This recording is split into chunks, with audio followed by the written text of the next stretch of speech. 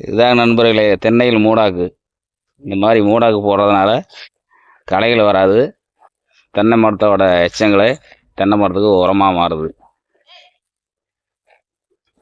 அந்த பக்கம் பார்த்தீங்கன்னா புல் வளர்த்துக்கிட்டு இருக்காரு.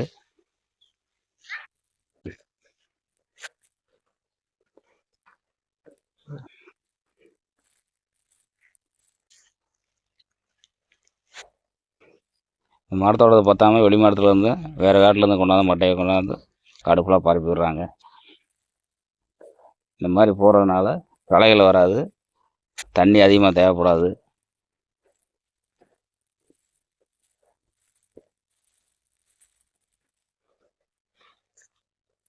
மண்ணில் இயற்கை உரங்கள் கிடச்சிக்குது.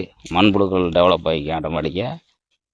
தென்னை மட்டை அப்படியே மக்கி தென்னை மரத்துக்கு உரமாக மாறிடுது.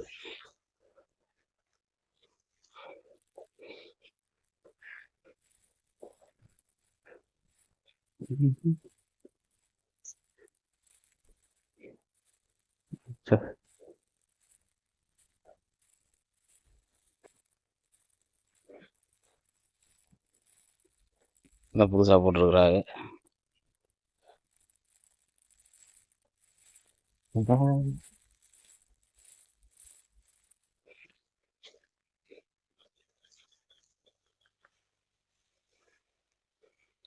களைங்கிறதே கிடையாது. தென்னை மட்டை எல்லா இடத்துல மட்டும் களை முளைச்சிருக்கு பாருங்கள்.